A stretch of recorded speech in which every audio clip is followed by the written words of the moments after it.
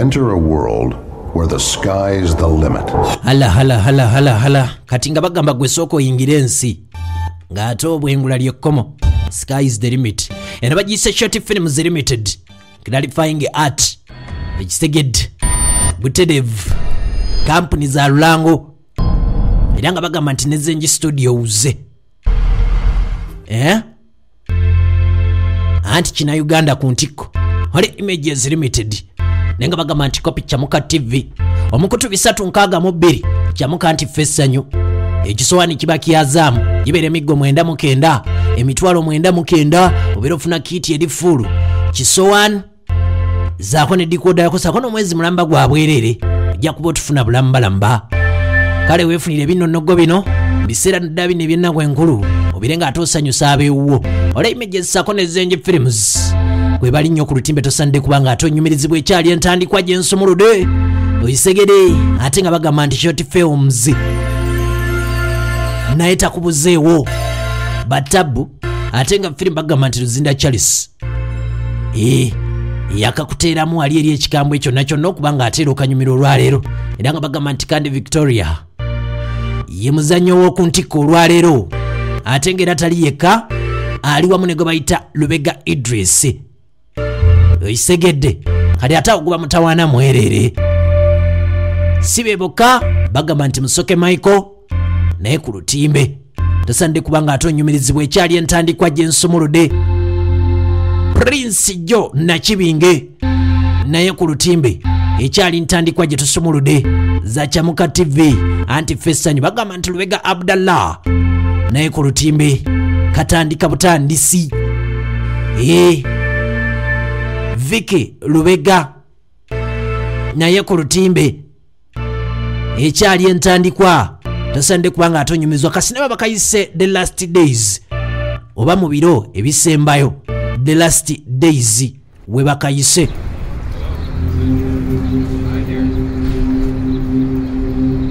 Buterevu banka sumulude bwenti. It's a surprise. Baina omukulu gwe bakulaga. Late in the night. Aina gwasinkanye naye nga gamba nti obudde bwali bugenderedde ng'ate bwakiro.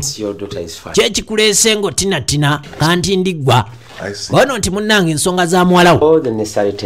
Twakebedde buli kimu. And here are the results. Era ng'ebyavudde mu kulonda bye bino. Bagamba nti Director of Photography JB Edit Uganda kwe kumukwasa ebbaluwa. Handwriting. Era nga bagamba nti Luzinda Charles yakakuwandiikira. Kati onagamba nti basawo muwandiika mutya. Empapula mukwagula nkwagule. What is this all about? Bino bikwatagana ku ki by'ompandiikidde? The diagnosis indicated that naga nti bye tulabye. there's growth of abnormal cells in the brain. Bagamba nti waliwo obutafaali bw'omubiri obukula mu ngeri enkyamu mu bwongo. What with it? What is the problem? Kikyate buzibu ki? Mr. Magezi, you have to be strong. Mwami Magezi njagala obeere mugumu. What I'm about to tell you. Ku kye ŋŋenda okukugamba.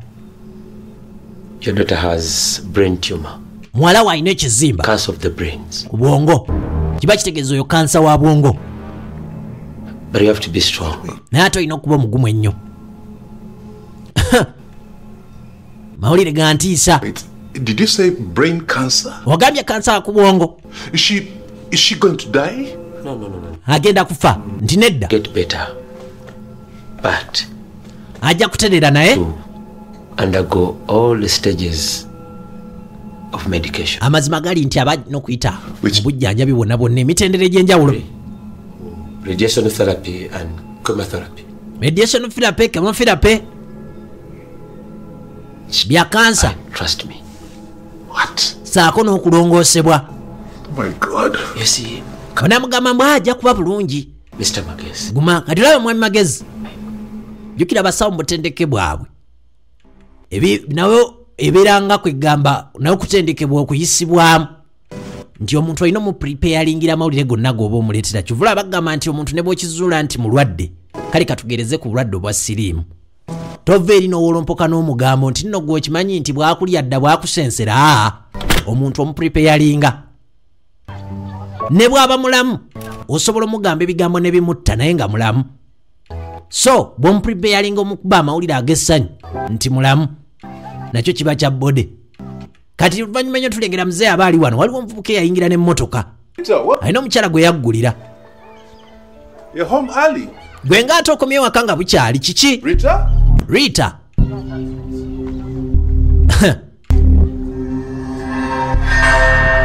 Rita ng'alabika embeera si nnungi. Nti akomyewo waka ng'obudde bukyali. Wabula ng'embeera si nnungi.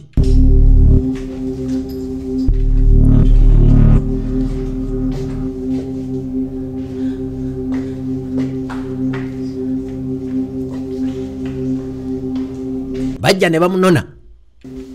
Waliwo omujaba amuleese.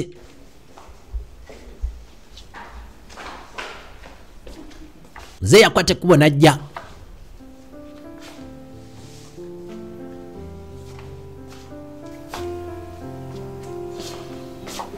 Mark? Yes.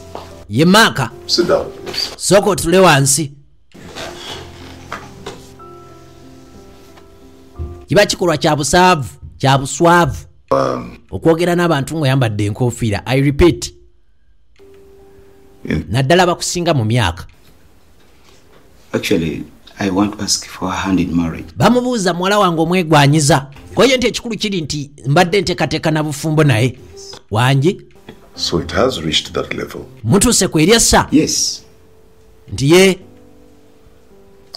Listen, I'm sure you don't know my daughter very well. Naye nga mpuliriza bulungi leka tumanyi muwala wange. You don't know her at all. Olabika olina by'otamumanyiiko. Is it something serious? Ate nga bingi. Nti kiri siriasi. Very serious. Kiri siriasi nnyo. My daughter has a serious health problem. Muwala wange alina obuzibu obw'obulamu bwe. Be treated at all. Ate nga buyinza okuba tebusobola kugibwawo. Tebujjanjabibwa. Kiki otegeeza muzeeyi? Go. My daughter was diagnosed. Banga tonne mabega. Cancer. Muwala wange baamukebera ne bakizuula nti yalina kansa.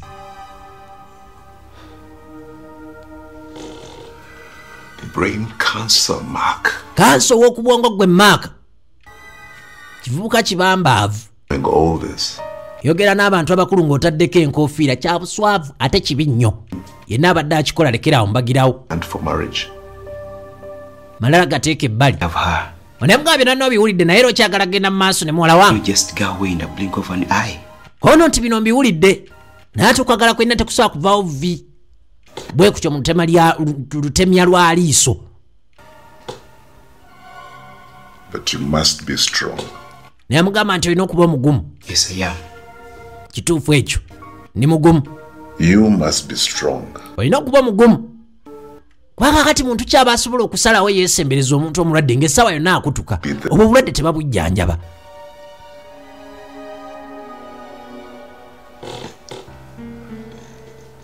Whether it shines Nze yamugamba nsuubiza or rains. nti ojja kubaawo. I promise you, sir. Oba gwaka oba etonnya. Anti ekyo kusuubiza okasakasa nti ye. Aye ne bakugjayo. Oluvannyuma ennyo. I want you to know that Muwala njagala omanyi I love you so much. nti nkwagala nnyo nnyo nnyo. You're the only one I have. Gwe wekka gwe nasigaza. To Dad. Ekyakimanyi. More than maybe you can imagine. Kale nno naye agamba mbu amwagala nnyo n'okusinga wasuubira.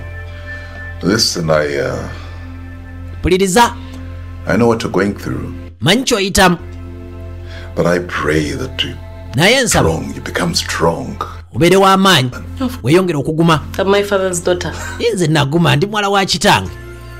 Of course, nothing happens. Kituufu ekyo naye And please try to always tewali kibeerawo nga tewali reputation. nsonga. It's very important, Rita. Njagala nnyo okuma ekitiibwa kyaffe. Kya makulu nnyo ekyo Rita. I want you to stay firm. Njagala obeere mugumu. You have to achieve in this world. Kubanga bingi by'olina okuba ng'omaliriza mu nsi muno. Yeah, there's a lot, Rita. Waliyo ebintu bingi. And please, Ate nga bambi never disrespect yourself. togezanga n'olunaku n'olumu ne weenyooma. And never look down upon the others. Ate ng'era tonyoomanga abalala. And you? But kitegeera naye you take long to talk to me in this manner. mwolwawo kwogera nange mu mbeera bweti No. waliwo obuzibu Just talking to my beautiful daughter. njogera ne muwala wange Scared me, Dad. baddayo nkanze taata Shouldn't be scared. taata alina engeri gyabadde ayogeramu ng'ayogera ng'alaama kisegeera kati nno oluvannyuma ennyo balina bye bakulaga bakutta ebyokulwanyisa nalina byatemyako balina gye bayingidde bano babbi batemu kati nno baali bayingidde amaka gano tulengera nga Rita bamugjeeyo mu buliri kaakati n'omukulu gyali agenda okuba nga adde ngulawulira bamukonkona awulira nga muwala wamuyita takitegeera muwala wange kikyate buzibu ki kanzija tulabe wekujja genda okugulawo bannanga abatemu baali batuuse tolekaana engera jayo sente baagala sente ezikumenya ezikutuyanya ekiro bazaagala mu lunaku lumu kakati nno balina emize bwe bajja okubba baagala babbira eddala onemugaa tokikola bambi ogamba munnaave ku mwala wange bwe gambye bamukuba ekyasi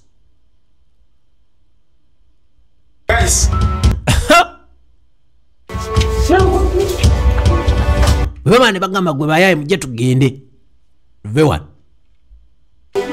zeyi bamukubye essasi babbi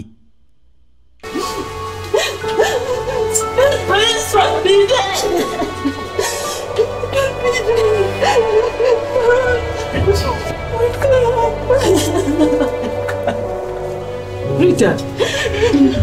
bamukubirawo n'azikirirawo eyo nno yensi mu lutemya lwaliisa obulamu nga mmye tewakyali When you're going through, but you have to be strong. kakati ankoma katumulaba agamba nti mmanye obulumi bw'oyitamu naye njagala obeere ng'ogumye Why did it have to be my dad? kati n'agamba nti kisoboka kitya era lwaki alina kuba kitange Please, you have to be strong. olina okuba ow'amaanyi Okay? guma No, I'll be with you for the rest of your life. gwemanya ekintu kimu nti nja kubeera naawe obulamu bwo bwonna Be okay. Okay, have a drink. kwata funeko ekyokunywa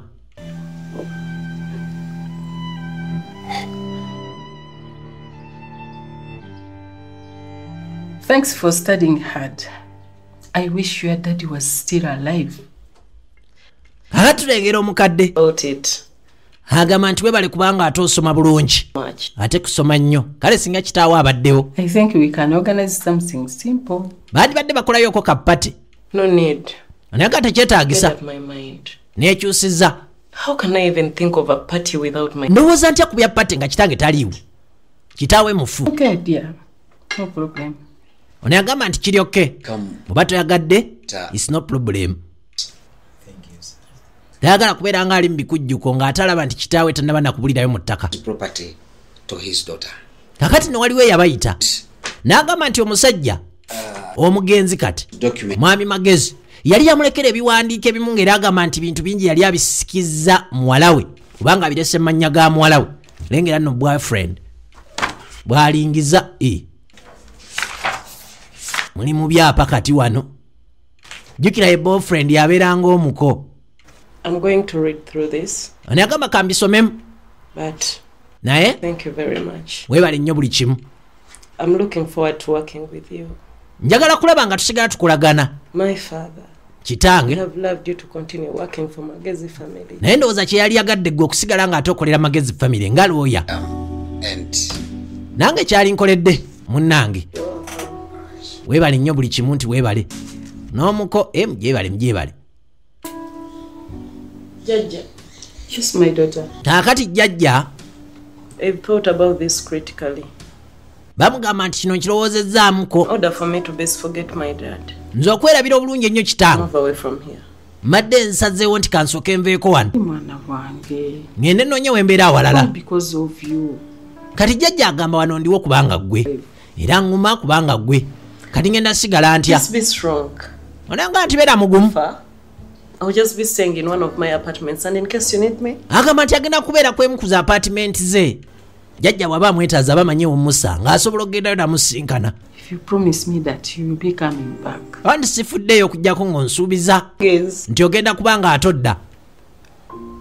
The more I stay here, Yagamba nti gye nkoma okumala ebbanga eddene to wano forget my dad. kimbeerera kizibu okwerabira kitange.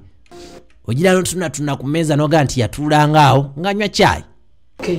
Yatuulanga wali ng'asoma mawulire. Yayimiriranga wali ng'anyiize ng'ayomba. Nga nti yatuulanga wali kalediyo ke kaakali eyawulirizanga. Byonna biba bikujjira.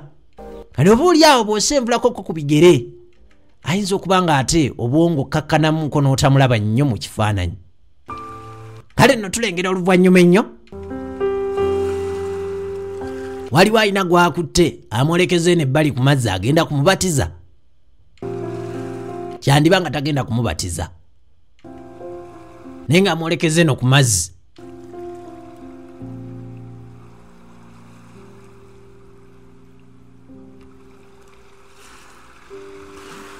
Ye mukulu Maaka. Bw'abaako amutuusa eno baasibyeyo engeri y'obuntuntu buno babuyitaani ribboni ku muti. Kati kumbe yali atimbye ebbali ng'asaba Rita amufumbirwe. Biringanga bikolwa by'abazungu naye osobola obikoppako bw'oba oyagadde. Bwe bikuleetera obuzibu tukulinze ffe kuwa bujulizi. Genda osibeesibe ebintuntu biwandiikeko erinnya ly'omuntu omubuuze will you marry me? Ffe tuli bbali tukulinze owa obujulizi. Kano yali azze n'empeta. Oh my God. Nisegedde. Thank you so much, man. Oh my God.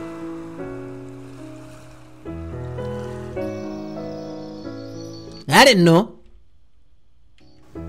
baali baagalana, baali balina okutandika obulamu bonna. We are happy to see you, Mom. Bane nga tusanyusa okulaba nnyabo. Ono maama wabana. Kati obudde byonna tubiraba naye nga mu kifaananyi tetulabamu maama. Wuuno. Mami. Kati nagenda okujja yamusanga yakatuuka. Yakatuula wansi. Ye muwala mu maka gano. You're welcome, Mom. Ajjanga n'abeera eno ne jjajja ate nagenda n'abeera ewuwe kuba yali mufumbo. Onagamba tusanyusa okulaba maama. Anyway, you have to be courageous. Kitalo. Ekyamuzeeyi naye oli mugumu. Thank you for taking good care of this house. Ninga era weebale okulabirira enju eno. So nice. Faanana si bubi. Appreciating. Weebale kusiima. My daughter. Mwala. You know that I'm not okay where I am. Omanyi nange gye ndi siri bulungi. Suggesting. Mbadde nteesa. Why don't you allow me to come and stay here with you too as I comfort you? Lwaki tonzikiriza nange nezijja nembeera wano naawe nga bwe nkubeesabeesa. And I don't want to discomfort my judge. Namugamba naawe omanye neeyisaayo. Anyway. Ate saaga kumalako jjajja. At the end of Mirembe. it all, she's the one to decide. Ye lwaki musalirawo nga ye waali ku nkomerero ya byonna yalina okusalawo. No problem. Ko jjajja. Stay together. Tewali buzibu tusobola okubeera ffenna. It's me who brought her here. Ani ng'ononze yamuleeta. I know her very well. Mumanyi. Can't decide my stake. Lwaki nga yasalawo ku nze okusigala kwange wano. And now this is where people get it wrong. Gwe naleeta nga gwonsalirawo ngaani. Things change. Ebintu bikyuka. Ekitegeera. Congratulations. Thank you. Now, Kanno omukolo baakola guno ogwa civil. interested in me? Lwa kintu kikulu sikuyita kyalo kyonna kyonna nti mujje. Of Uganda, Era nagamba nti ssemateeka obuyinza bwamuwa Kambo, abalangirira Rita Magezi, Madamu Rita Magezi as a husband and a wife. saako n'enkulu Maaka ng'omwami n'omukyala abalangirira. Thank you. Bintu bibeereyo bya nkukutu oyinza n'osanga abantu nga tomanyi nti bafumbo wabula nga biba by'amateeka okamala.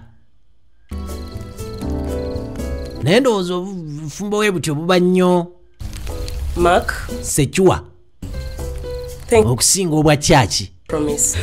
N'aba kyaki gye bagadde bagande mukyala mukulu okuyingira. In thinking a lot,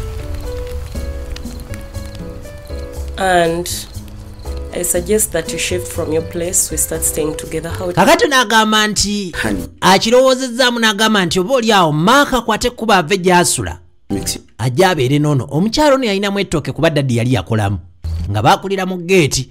Kati maaka yali musajja tumunakunaku nga mufuna mpola oba oli awo nga n'olumu mutafuna awedde emirimu. Vaayo enjalo ng'ayanjala. Kati n'amugamba nti ne bizinesi embeera gye ndimu si nnungi. Nga naye bw'omanyi nti mmanyi badde ngamba nti njagala bizinesi zonna zonna gwe oba ozikwasaganya. Ayi kyo tekirinamu buzibu. Also, ate n'ekirala you can use any of my cars osobola okukozesa for easy transportation. Mmotoka zange yonna yonna gy'oyagala okusobola okukola ku by'entambula.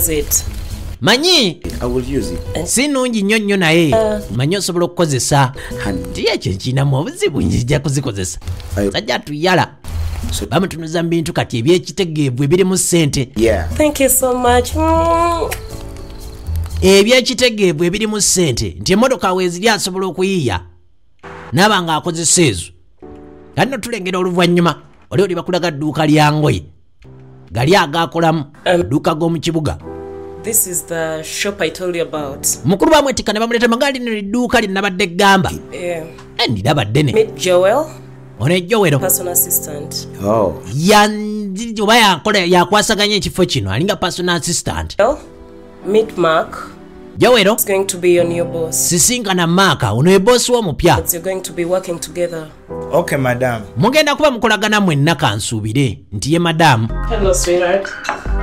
Kale omukyala nga asarendalinga oba awaayo byonna byonna n'obuvunaanyizibwa bwe yali akola mu bintu eby'enjawulo eri omwami olw'ensonga olw'embeera y'obulamu bwe yali asuubira ntakyasobola kuba nga ate akwasaganya bintu bingi omulundi gumu. Yafunemu kaakadde akawummula lwanaawo ali free alinga ekinyonyi. Kaakati akubira mukwano gwe meera ku ssimu obudde obuwummula abulina era abulaba. No way. Okay.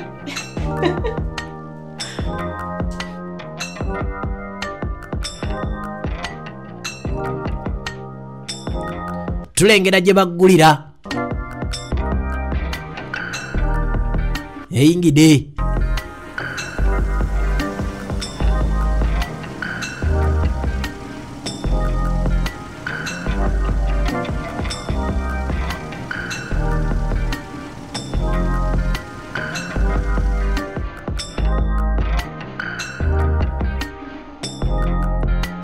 Mukulu ng'ajja ye Uncle Mark yagusa jakutta obumuli.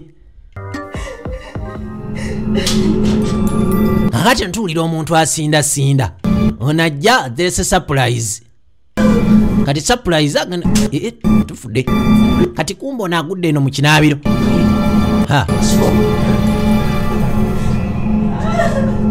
Agudde mu kinaabiro.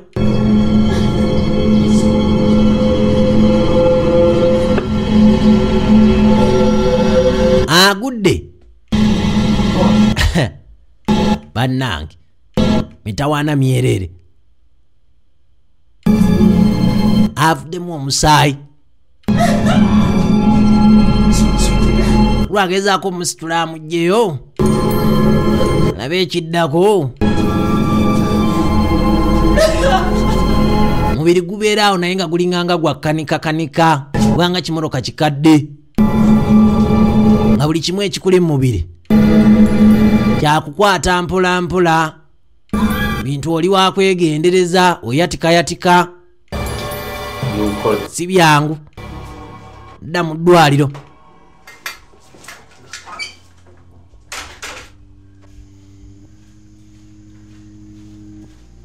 Uncle Mark ali eno bweru. Mark musawo ayagala kukulaba.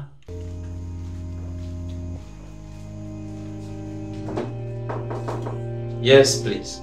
Yes, Sebo. Oh, Mark. Yes, doctor. Mark. Yes, Sebo. She's fine. She'll get better. Ali ati ali bulungi ajja kutereera. Yes. But on a sad note, your wife has had a miscarriage. naye kyennaku olubuto luvuddemu. I ask you to be strong, please. Nkusaba obeere mugumu. Kyala ali asuubira baby. Okay, doctor. I'll be strong. Ani olubuto lwavuddemu. I think she's okay. Yeah, Ali bulungi, nja kuba mugumu. fine. Nja kuguma. But Anamugamba kiri bulungi naye. on the level of the cancer Okusinziira ku mutendera kwatuuse ogwa kansa. and the symptoms that are associated with it, N'obubonero. I advise you not to get pregnant again. Bwe tulaba mbadde nsaba nti aleme kuddamu funa lubuto. It's the truth. Ge mazima. Brain tumor, Agamba nti ebizimba say, and its associated child. bwe bibeera mu bwongo. It can Kati ate n'okufuna olubuto. so Biyinza okuba nga tebikwatagana nga buli kimu kikwata makubo gaakyo. strong. Olaba njagala buli omu agumiikirize munne. Taddamu n'afuna olubuto. Otherwise ajja kufa mu bbanga ttono nnyo. Nganda wange. Goods are not goods. Birungi si birungi.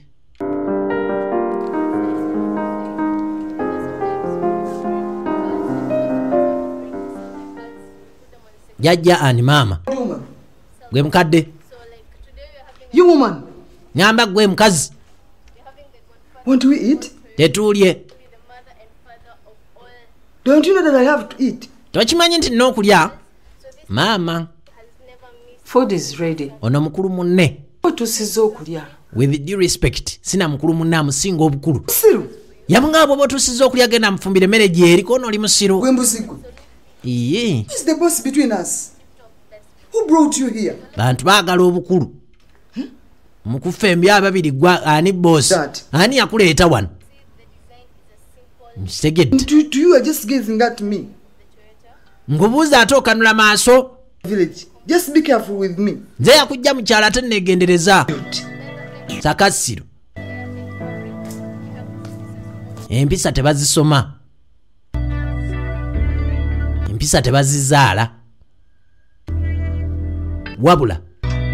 Basobola okumentaliinga n'ofuuka omuntu obuvunaanyizibwa, ofuuka omuntu ategeera. Biba ebiseera ebisinga bagamba nti sikunenya naye nnenya gye wakulira. Bw'oba mubambaavu ng'oli musirusiru, banenya bazadde bo. Kale manya nti buli kyokola you reflect where you grew up from. Are we together? Good morning, sweetheart. Morning. Sweetheart wasuza otya? Some breakfast. Aren't you having some? Sooka ofune ku kyenkya oleme kugenda nateeseteese ekyenkya nga tolidde togenda nga tolidde. Yamukubako eriiso limu. Najja n'akwata ekisumuluzo. Ng'alinga agamba tolina ky'oŋŋamba. Ye n'azinga n'atema. You don't know n'okudonno. And so, my dear, the Akati. behavior of your mother will not change because she has a bad heart. Ono agamba kyeke neeyisa ya maama wayinza obutakyuka. Alina omutima omubi bituufu. But, Jaja, you're the one who allowed her to stay with you. Naye n'amugamba nakugamba jjajja gwe akkiriza okubeera naye. I had refused, remember? Nze nali nagaana ojjukira. Anyways, Naye cannot change. Let her leave. bwe batasobola kukyusa agende. That's not good. Anti ekyo si kirungi. Just that. You first talk to her. Wali badde osooka n'oyogerako naye. Mpisiza ddala bubi. Mbeera emu nga yakandeeta. Bwe yali akamuleeta yamuyisa bubi. Relax. I will talk to her. Kituufu ye yamuleeta. As she fails to Naye ate yamuyisa bubi. kick her. This world is round. Ensi neetooloovu. Lwaki bakyogera bwe batyo? Nti bw'osimbula ekigere n'otambula. If you stay consistent on course, kisoboka okuddawo ovudde wennyini.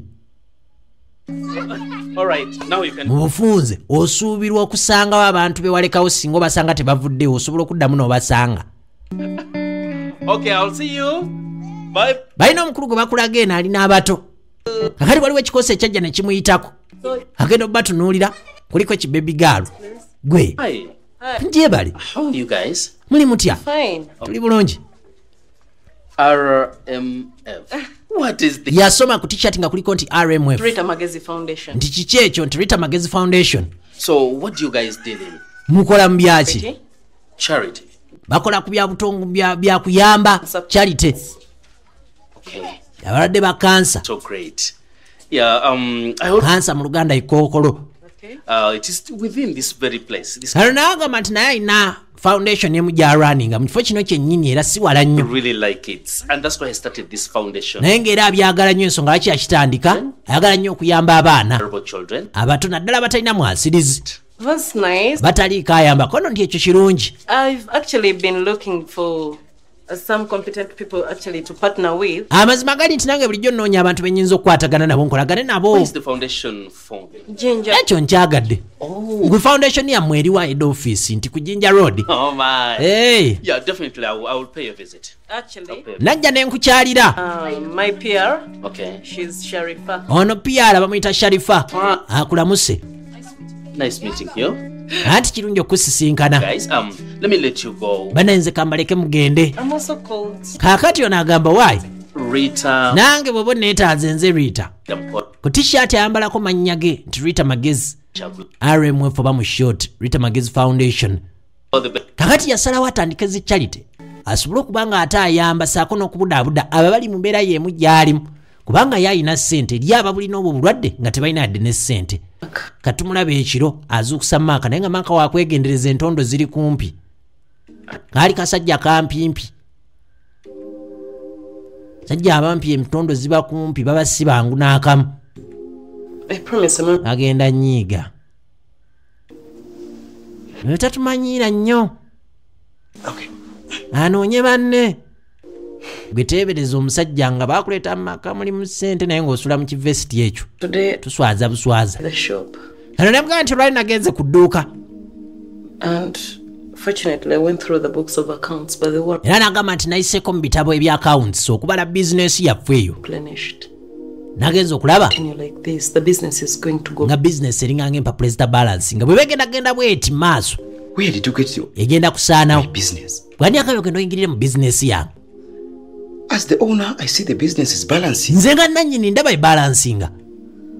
Mark, Maaka, why have you changed so much? lwaki okyuse nnyo ensangi zino? You've even reached the point of forgetting that the business belongs to both of us. Otuuse ne ku ddaala eryerabira nti bizinesi yaffe fembi. If you still need peace from me, Bw'oba oyagalamu emirembe ever talk about that business again, toddamu okwogera ku bizinesi eyo. and no, Ate njagala omanyi I've been so patient with all your problems. mbadde mugumiikiriza ku bizibu byo byonna naye I don't want you to make me lose peace saagala ate ommaleko mirembe omalako jja nakakaawo and so I killed you.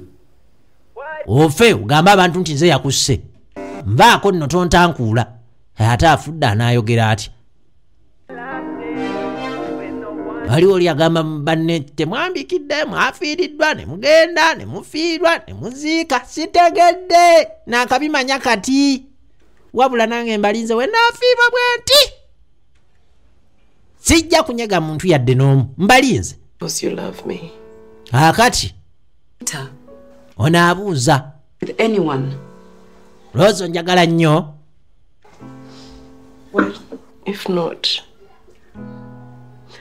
why has everyone turned against me? Agamba nina gwe nasobya nti nedda bwe kiba tekiri bwe kityo lwaki buli muntu anneefuulidde. Loved and trusted so much has Agamba lost me. ne Maaka Really want. gwe nayagala ne neesiga obwenkaniddeawo naye atandise okunfukira ekyewalula. What did he do? Akoze eki? Every bad thing you know, he has done it. Agamba nti buli kintu kibi ku nsi kuno akinkoze. Bad behavior. Empisa embi z'omanyi. Mpisa embi ono mukwano gwe gwanyumiza. He said I am mad Omusajja agamba ndi mulalu and that I'm going to die. era agamba nti ngenda kufa. Why would he do that? After all that I did for him. Kyokka n'agamba Situation even beforehand.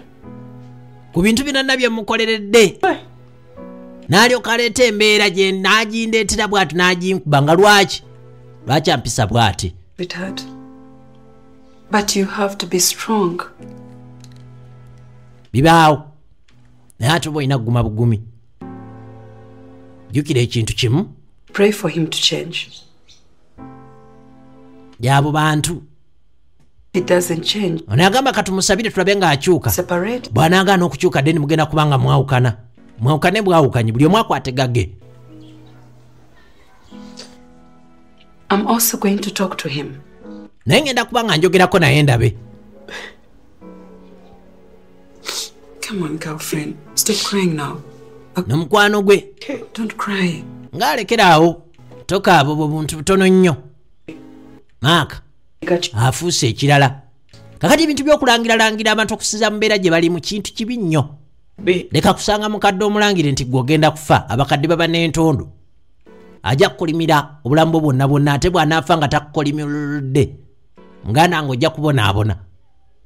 Kadashe nango likadiwa bali kigamba.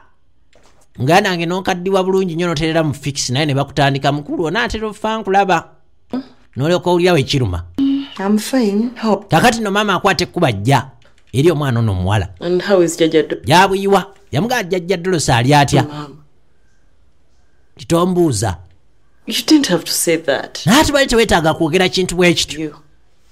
Anyway, you have to be good to my grandmother because she was there for me. Njagala obeere mulungi eri jjajja. You abandoned me. Kuba yaliwo nga toliiwo. Wali wansuulawo. Nagging me that old woman, Jajja. Why lwaki tomunkuba mbu jjajja? I have a reason as to why I'm here. Nze n'ensonga lwaki nze wano. Tomalaako mirembe. Rita. I pondered upon the fact that you are dying in time from now. Nze wano ku lwa nsonga nti essaawa erina okutuka. And ask you. Nenzija. My share of the property. Nkusabeko naye ku maali gye baakuwadde ompeeko eyange. Nze nkwate agange ngende. What's wrong with you? Mama yalabika muzeeyi yafudde. Wabula kati agamba nti naye ku maali ayagalako. Kati omwana agamba nti mama abaaki. Nze obulamu bwange tebina kye butegeeza gy'oli. Is this what you're supposed to be thinking about? Gwe ssaawa mu mbeera gye ndimu. Gwe bino byolina okuba nga olowoozaako ebyo. Is property more important than your daughter's life? Ebyobugagga bisinga obulamu bwa muwalawo. Muwala we yamuzaala ddala. Mulwokuba njogedde ogenda kufa. Jajja. Leka naawe. Smart enough, she might take everything of yours when you die. Oyo jjajjawo mugezi ayinza otwala buli kimu. Bw'ofudde n'enviiramu awo. This and this belongs to you. Simple. Jjayo balo ogambe nti kino kikyo. Kantu katono nnyo. Ate okaaba. I'm not going to give you anything. Jajja mazima gali ntogenda funako yadde akakwanso. Ogambye ki? If I'm going to die, bwe mba ngenda kufa, let me die with my father's property. Kanfe ne maali ya kitange. Now what are you going to gain from that? Ndiro obutayagaliza. Kati mama yamubuuza ogenda kufunira muwa. I wish I had a miscarriage. Ale singa olubuto lwavaamu.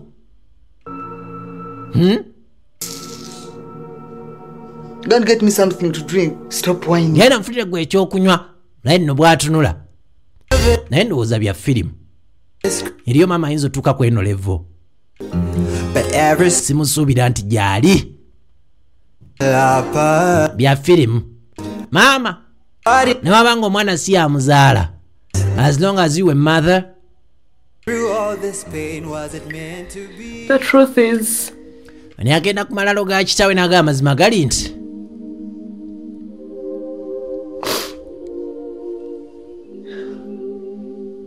You're the only one who used to understand me. Agamba nti kitaawe yakola bubi okugenda kubanga yali amutegeera. Embeera zonna yali azitegeera. I can never forget. Agamba siryerabira. You last told me. Ebigambo byonna bye wasembayo okuŋŋamba bindi mu mutwe. That I should be a strong woman. Tinina okubeera omukyalo omugumu ddala.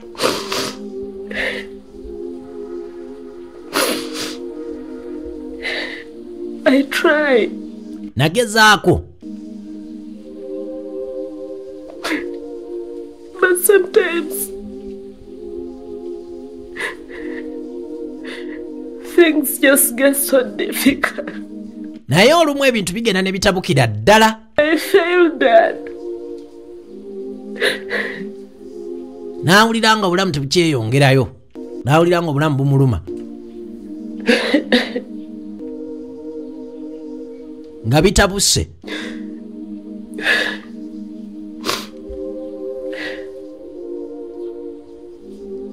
I can never forget. Kali agamba talyerabira. And on your last breath, you never gave. Ne ku lunaku lwe wasusa ogw'enkomerero era tewandekerera jukira bamukubanga geza kutaasa muwala we babaali basobola okubanga bamutuusako gwa buliisa maanyi kasajja kamukuba essasi. I promise. Kali agamba nti asuubiza will always be remembered. Kitango ojja kujjukira, ojja kujjukirwa ebbanga lyonna bajja kumujjukira. Seged Imuli abiwa obukyuduleni bwe Zimbabwe muganda wange ne kazimba ekyalo kyonna ebyokubagenzi baana mmwe mulimba. You're welcome, son. Thank you, Mom. How are you? I'm good. How are you? Fair. Kaakati Nyazaala asinkana omuko kino kyalabwako okujjako nti bya firimu. Yes. Mukyama amugamba nti kiri ku muwala we Rita abadde ki? Child with Rita. Oyina omwana ne Rita? Nedda. Okay. You think as she's going to die? Will you get anything from her? Agenda kufa oyina kyogenda ofuna gwe. Digesting. Madde nteesa. By his means of getting her shared for its late. Tusale amagezi okufuna ebyobugagga nga si kikeerezi. By the way, it's a good idea. Ate wasoma lwa butayita. How are we going to do it? Tugenda kikola tutya? Still her documents. Genda obbe Titles. empapula zonna. You kill her. Byapa bw'omala omutte. Kati wano ate oba ovudde mu mpisa embi oba ofuuse mutemu. Big. Onamu nga ekyo nga kinene. As far as I can see. Ndi kinene? Nze nga bwe ndaba. Saved her from the pain she's going through. Obeera omutaasiza kubeera agenda kufa oba omuwonyezza obulumi bw'agenda oyitamu. You get another woman. Ujja funa omukyala omulala. Yes. Hii. Okay. Aya. Let me think about it. Kansoke nkirowoozeeko. Okay. Yanguwa nti kale laba abantu emitwe kyoli engeri gyagenda okufa bamutaasiza n'obulumi bamusse mangu n'avaawo kati anko n'obukyudduleni yafuna kofiira zitunula amabega kumbe bali mu dduuka mwennyini lye baali bamupangisiza oba sibe babiri baali bamuteerawo. What are you doing? Mukulu ki kye tuliko wano twatuukayo ddi eno? Who is she and how do we call her? Yaaniyo era tumuyitaani? Where did you get a permission to come at my... Wani akwadde olukusa okujja wenkolera? Huh? And if I may ask, what... Bembuuza. Ki ekikulese? Mark. Maka. With you. Wabaaki? Is that the way you're supposed to talk to your wife? Bwaki bw'olina okwogera ne mukyalawo? And whose wife are you? Oli mukyala wani mpozi? Read. Rita? I no longer count you. Gwe sikyakubala. As I speak. Nga bwe njogera. To among the dead. Gwe nkubalira mu bafu. Seriously, what can you do? Oyinza kukola ki? Being sick all the time. Ng'oggyeko okubeera wandwadde buli ssaawa. Let me tell you this. Kagambe kino. I've already got another woman who will replace you as soon as... Nze nafunye dde omukyala agenda okuddira mu bigere w'ofiira bw'oti. Oh, enough. Naye mugamba kimala. Kimala. Let me advise you. Kankwe ku magezi. If you don't want to die so fast, bw'oba toyagala kufa mangu, stop coming here without me allowing you. Right? Lekera awo ate okujja wano nga sikuwadde lukusa.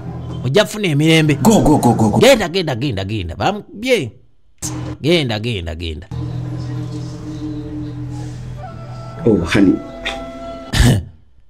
Kali no talina nsonyi. Okay. Ng'atandikira we yakomye. Naye abaana ab'obuwala okugjako obusiru obubali. Omuntu bw'aba ayisizza bw'ati omuntu ng'ate amulaze nti mukyala we, gwe nga naawe osigala otudde bakuwaane. Joey. Oli mwavu. When you look... Akalevuko ke kaavu. Bring the keys to my home. Kakati yagamba Jowero bw'otuuka ng'oggaddewo ebisumuzo bindeetere waka. Aggalewo ebisumuzo abitwale waka. Mukulu ali naawaana. Naye ne gwe bawaana naye nfaanana yeeyo. You're welcome, my dear. Nga tusanise okulaba muwala. How are you? Oli otya? Fine. How are you? Ndi bulungi, oli otya? It's okay. Siri bulungi nno nze gw'olaba. Ate lwaki? Seriously. What did your siblings do wrong? Bato abo bakola ki? Nothing. Tewali. Why did you take your siblings to such a poor school as if... Lwaki oba twamusoma eri ekinakunaku balinga nfuuzi? Obalanga ki? Do you have any child? Olina omwana?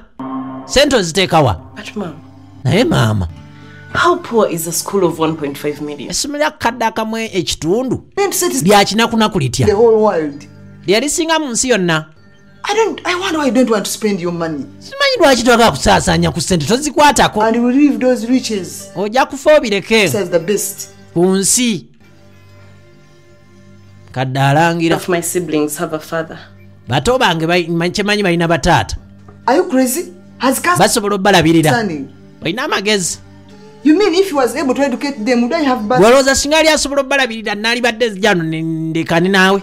Rita, going to die. And I no longer count you among as my children. Bw'ogenda kufa ate kati gwe sikyakubalanga baana bange. Naye maama.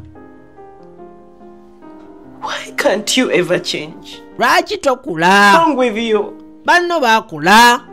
Abantu baakulaakulana lwaki tokula? My situation. Instead of comforting me, you're insulting. Embeera gye ndimu mu kifo ky'okumbeesabeesa. Naawe ate oli kumpisaamu gange ge. Gwe. Kati atondo wadde. But it's the truth. Entondo ziba kumpi. You are. And it's not my fault. Amugamba ge mazima. Why are you sick? No wonder why God is not healing you. Bwenze yakulwaza. Buzibu bwange. Bad things upon you. Katonda kyovula atajja nakuwonya kuteekako ebintu bikubeereko bikuyigganye. N'omutunuulira amaaso ne gakuluma. Tulaba essimu eriko nti maama Rita.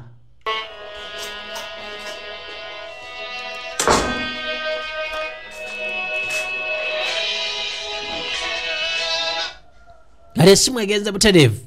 Hello, ma'am. Ew'omuko omukamu adressinga nga maama. Gwe muyaye. How are you today? Oli otya? I'm good. How are you? Ni bulungi. Do you know that Rita's been here? Omanyi nti Rita abadde wano. So furious. Are you sure? Abadde mukambwemu. Okasakasa. She's going to chase you out of her house? Gwe bagobye mu nju. Nothing. And you don't respect her. Era tolina kyogenda kufuna, tolina kyokola ate tomusaamu na kitiibwa. Okay.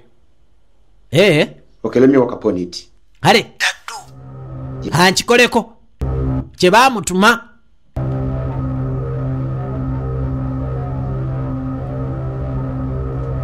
Bamugamba be empapula. Zibeera mpapula nga ziriko emikono, sitampu. Naye ng'empapula ezo zisobola okukyusa obulamu bwo. Those papers are valuable. Zempapula nga ssente, zempapula nga ebyapa n'ebirala, ndagaano biki. Bw'oba obifunye. Kano yajja atandika okwepakula wabula nga yetwogera omukyala taliiwo. Najja keberekebere bw'amagamaga. Enju nga yiyo naye ng'olinganga mubbi. Alina bye yagwako. Wabula buli kimu akisansuludde.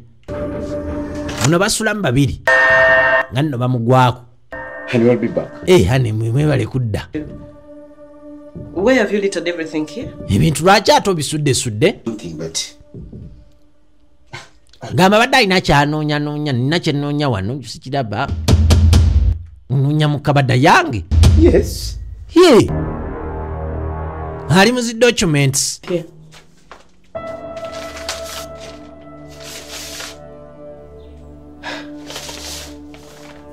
Mark, what do you want with my land title?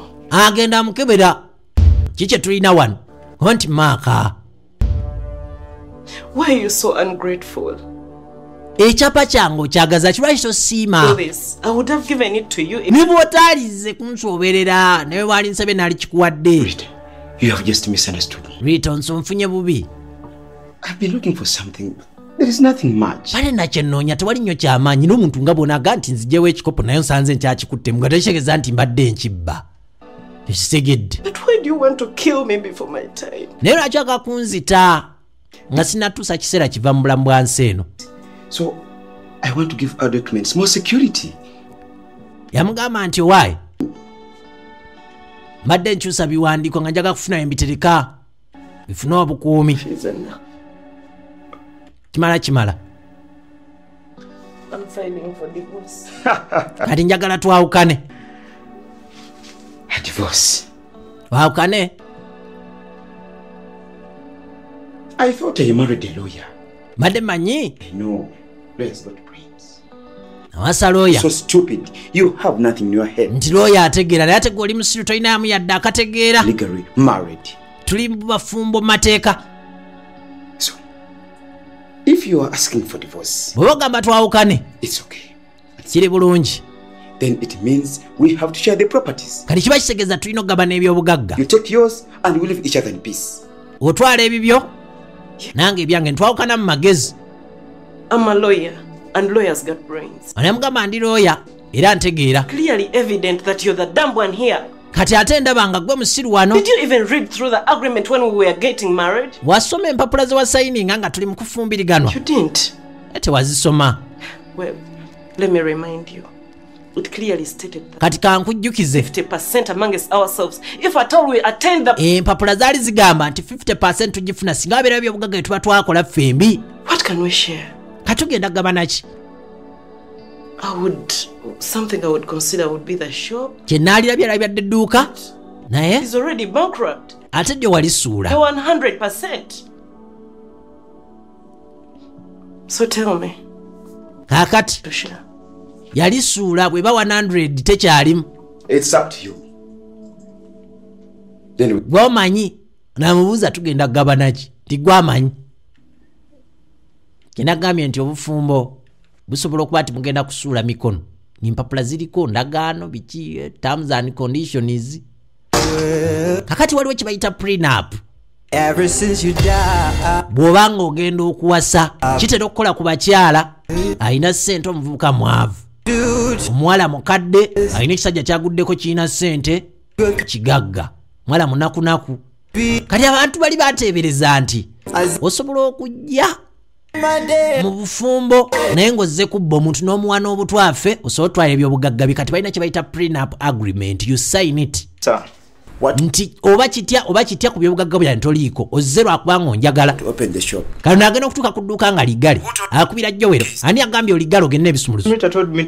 Madamu Rita angambye nzigalewo. Sumuzo mimutwalire oli musiru. Wasoma aba akyanyonyola ng'oli amugjaku. Kano bagenda wa lawyer. Hope everyone know the reason why you're here. Ndowooza buli omu amanyirwa ensonga lwaki ali wano. Yes. Okay. According to the law, okusinziira ku tteeka, it gives 90 days to a marriage couple abafumbo balina ku 9 nga bali bonna baliwo basobola okwetereeza reconcile, then you can be separated. Bwe bigaana nga mwawukana. According to your issue, naye okusinziira ku nsonga zammwe, Madam Rita, the truth is you two can no longer stay together. Madam Rita, amazima gali nti mwabayi temusobola kusigala mwenna. And depending to the prenuptial agreement you signed, ng'okusinziira ku prenuptial agreement gye mwasayininga, each of you has to remain with their property. Buli omu ku mmwe initially yours. Asigaza ebyobugagga byalina kuba biba bibye. If I may ask, bwe mbuuza, is there any one of you not contented with another's property? Waliwo omu ku mmwe atali mativu ku bintu byalina? I'm not complaining. Nze seemulugunya. Let us sign it new. Tusayininge tuve wano. Kakati ekituufu kiri nti maaka talina kaalina. Wabula mu mpapula ze yasayininga teyamanya nti ebyobugagga omwana omuwala byalina yasikira bisikire. Baba tebaabikola bonna. Mu prenup agreement ebyo tokwatayo. Mubanga batandikidde ku zero. Kati buli kye mukola nga muli mwenna ky'oba obala kivula nti yali alina okukola n'amaanyi asitule edduuka. Wabula nalyo yalisuula. Mr. Marco n'asayininga oba nedda ng'akwata peeni mu ngeri ya nnugu. Sayininga ento sayininga eri ate ewalala ewa mulamuzi. Mr. Mark? Amasuka ayitamu. Mr. Mark, waliwo bye mulina okuwulira ebirala. No. Kwata ekipapula abasomeremu. Bisomere abo. Ng'atema. Kale. That you're no longer husband and wife. Temukyalimu ng'akomyawo empeta ng'addayo. Idonno okudonno. Aba baawukanye mu mateeka. Wabula kano maaka teyakabuuka. Ye bulijjo akimanyi nti ono bw'anaasinya mu katwawukanya akisinyeeko akikola kagenderere jogo. Bajja kuba bagabana buli maali yali alinamu omukono. Kumbe si bwe kyali. yasayininga prenup agreement gye yali tamanyi. Look like a curse to everyone. Kale n'agamba lwaki nzimbirira abantu ninga kikaso eri maaso ga buli muntu. Is it a crime or a sin to have cancer? Musango okubeera ne kansa. I also never wanted to have cancer. Nange saakyagala. Jukira takwatanga mukenenya nti gwonoonya. A long thought. Why don't you just relieve me of this pain and stress? Agamba naye Mukama Katonda lwaki tonzijjaako bulumi buno ne bugenda bugenzi neŋŋenda nenfa nenvaawo. Bulumi buliko ne stress can now see this one. Aina gwayita amde muyayo kapakati yitawo wano. Biki bino? Abuuza biki bino? Kitunula kyonna kina kiringa kiralo kya mbizi. Fumbiro. Kana wewe tosijja kubusobola. Kano gwavuma mukadde. Kyonna nga kitwagula butaguzi maaso kiringa omugugu. Lema. Nze nja kukuba wano nkooye. Atuuse ogoba jjajja. Hey, Mom. Why do you behave like that? Ambuza lwaki weeyisa bw'oti maama. Just to cooperate. Mbadde manyi tulina okuba ntukwatagana nga muwala waffe yali kyagadde. Bangeriise wannyamba. Naye nange nakuyamba okukuliza omwana. Agamba nti nnangira. At least you would have appreciated. Wanyamba nga n'omwana nange nakuyamba omukuza si maka akatono kekkoledde muntu gwe. Old woman. Mukadde. I told you to be careful with me. Nagamba negendereza. You went and reported me to Rita. You thought she was going to kill me. Nogenda ondope waliita. Walero agenda kunzita. I raised your child. Mwe nakuliza mwana nakuliza omwana. Ogwo omulambo ogutambula wankuliza mwana ki? I have never said anything bad to you. Sogerako kikyamu gy'oli. Your behavior is not good. Naye neeyisayo si nnungi. Ate? My dear, we've now try to change your behavior. Tukuze kula. When did you start lecturing me? Kuva ddi nga gwanjigiriza. When did you start lecturing me? Ombuulirira. Eh? Okay. Now leave this place and go. Kakati va wano. I said go. Ngambye va wano. Esekereko nakeregejje mama. Omukadde bw'asekanga bw'atyo omuvanga mu maaso. Where? You have no right to chase me except Rita. Amugamba toyina buyinza busobola kungoba wano okujjako Rita kuba ina nnyini kifo kino. Linda buki. Ya ate nekuba kungoba oyinza okungoba ekiro. I said get out. Linda buki ongobe bulungi ongoba kiro ng'endewo ekiro atandika omusindikiriza. Asindika omukadde. Omukadde. Kiringa ekyo n'ekibizi. Genda. Ate tovuma muntu nkaafu otyo alimba. Yalamu. Wallahi talayi birayi. Ebyaddirira. Gwe twalawo ensawo zange. Mom, I would like to know the reason as to why you chased Jaja out. Mama njagala kumanya lwaki wagabya jjajja. So she reported me. Yazze n'andoopa. I want to know the reason as to why you chased Jaja out. Njagala kumanya jjajja wagobye waaki. Okay. Because it is my house. Anti eno nju yange. I asked you the share of my property. Nakusaba obugagga funeko omutemu ogwange nodda mu kwebuzaabuza nze neegabira kati neegabidde enju. That you love that old rogue so much. Oyagala nnyo olukadde olwo nno naye maama. Bastard. N'omutunuulira n'amaaso ne gakuluma. As bastard as I am. Oba ndi bastard. You have no authority. Kati nkujjukiza wano toyinaawo buyinza ku by'obugagga by'amagezi famire. I no longer wonder why my dad left you. Kati si kyebuuza na lwaki muzeeyi yakulekawo. If you can treat your daughter like this. Bw'oba osobola oyisa muwala wo bw'oti. Kale ate abo b'otamanyi. Kakati olwo. We made the things with my husband. Amugamba nno ojja fuluma ogende. Nga bino nabikola ne bba wange. Ng'ongoba otya. Anti ogenda. Ng'akwata entwala sooka agifulumye. Are you serious with what you are doing? Mwana wange byokola obitegeera oba weesiriwaza. No. I'm going nowhere. Ofuluma kati sina gyendaga. Ladies and gentlemen, za Kyamuka TV 362 omwana afulumya mama we ogenda nga ngenda ntya. You want people to say that I've killed you. Oyagala n'abantu onfiire mu ngalo bagambe enkusse ggwe olina kyonoonya sifuluma. You leave. Ogenda. Rita, be careful. Ate no tonsindika nkaddiye obadde ki? I'm going nowhere. Sina gyendaga ogenda. I'm going to curse you and curse your ghost too. Nja kukolimira n'omuzimu gwo nkolimire. Kolima. Askari! Yes, madam. Laita lana asikali. Ayambadde kooti, essaati ne t-shirt ne jjiini. no one ugambayo ne baseball mukadde bamugobye tokwata naye ku nsavu zange kadde bamugobye mugobye uli asikali naye nga muganda wange malala Uncle Maka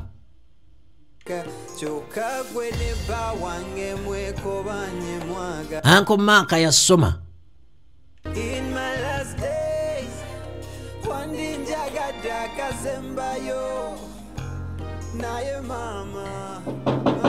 lwabutayitanga ajjako nkona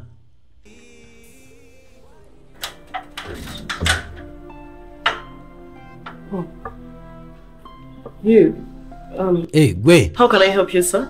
Kuyambe mu kisebo. Writted. Rita. Please. Now see this one. Ndaba bwatuswaza. The entire gender. Agiswaziza agirengezeza bwati. Sijja kubanga nsukawo. Tujja kwatandikirawo ekitundu ekyokubiri. Lindirira. Nenge bagamba nti director Luzinda Charles. Yada kutusako bulambalamba.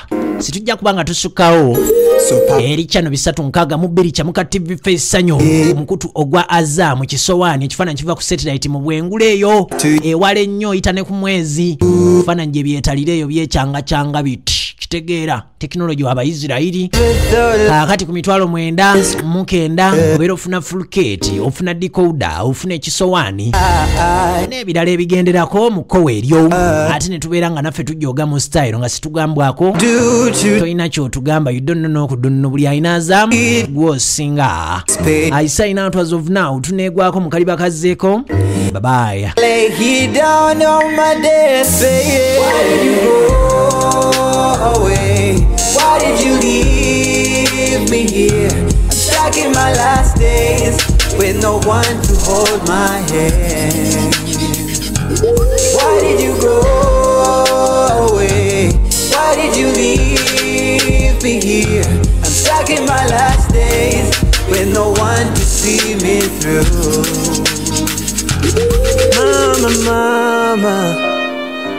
Mama wange lwaki wasalawo okweyisa ng'ensolo gyendi si musango gwange okubeera omulwadde nandisuubidde omulungi anzaala okumbeera ku lusegere nga nzirika kyokka gwe ne bba wange mwekobanye mwagala bintu. In my last days wandinjagadde akasembayo naye mama ondaze bukyayi. Why did you go away? Why did you leave me here? Stuck in my last days with no one to hold my hand.